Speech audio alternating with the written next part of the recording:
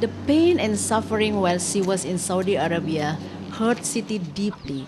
She became angry at her third husband and began to hate him. Makanya itu yang saya jengkelkan sama laki-laki. That's why it makes me very upset at men whenever I remember that. I didn't get any pleasure in Saudi Arabia, just pain. Saya dapatkan di sana.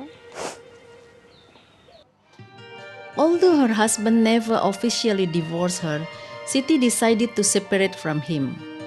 Saya tidak mengurus perceraian saya. I never officially filed for divorce because my family still bore a grudge towards my ex-husband.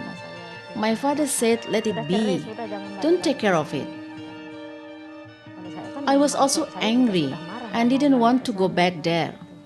I never took care of the divorce and eventually he died. Siti now lives and makes a living for her daughter and father from her father's modest home. Despite giving opportunities to all of his 4 children, Siti's father supported both of his sons through college, whereas the 2 daughters only graduated high school.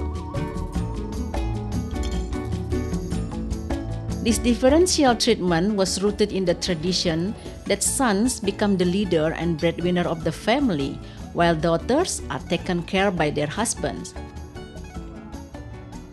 The same distinction will apply in distributing future inheritance. Both of Siti's older brothers will inherit twice as much as Siti and her younger sister. This is despite the fact that Siti needs the inheritance the most compared to her siblings because she is the one taking care of her daughter and father all alone with limited means.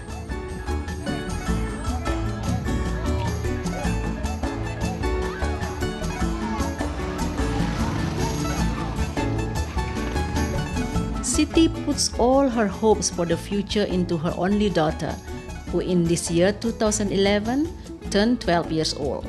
Siti wants her daughter to achieve the highest possible level of education. Harapan saya, anak saya Pia. My hope for my daughter Pia is to put her through college until she gets a job, because I no longer have a future, but she still does. If I don't work, I won't be able to eat.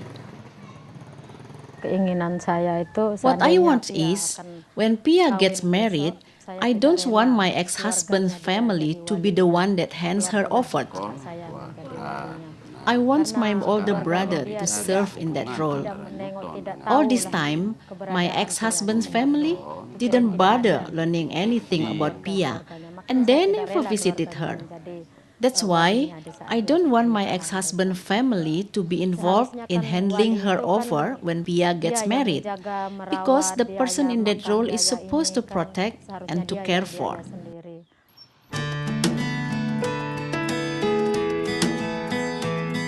Siti's daughter still does not have a formal birth certificate because of her feeling that the father of her daughter never made any contribution or took responsibility.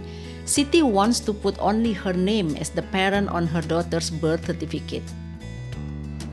Maksud saya begini Pak ya, supaya tidak kelihatan nama bapaknya itu, maksud saya Pak. Saking sakitnya saya Pak. Ini yang saya belum terus terang belum saya ketahui bagaimana caranya, karena tadi kan persyaratan utama kan akte nikah. Iya.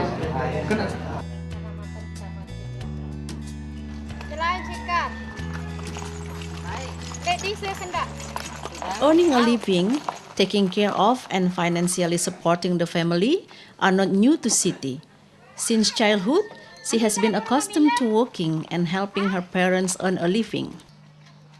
In none of her 3 marriages did she feel like the queen of the house, protected and adequately cared for by her then husbands. In fact, Siti also worked hard to meet her family's needs, even becoming the principal breadwinner. Siti's main work is weaving, her handiwork sold to a merchant nearby.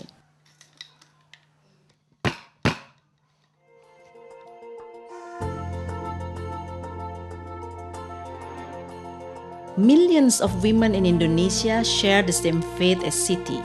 They struggle as the head of the family because their husband left them in poverty. Since 2001, they started to organize themselves into PEKA, Empowerment of Women as the Head of the Family, implementing various economic, educational, and legal empowerment activities.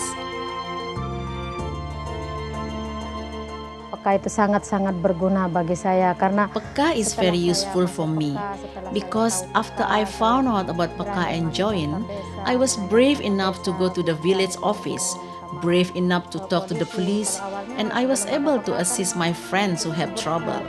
For example, for those who want to file for a divorce, those who seek to legalize their marriage, I help them to go to the court. The doctrine that women are dependent upon men in the family as leaders, guardians, protectors, and breadwinners is in fact diametrically opposed to the experiences of female heads of poor family in Indonesia.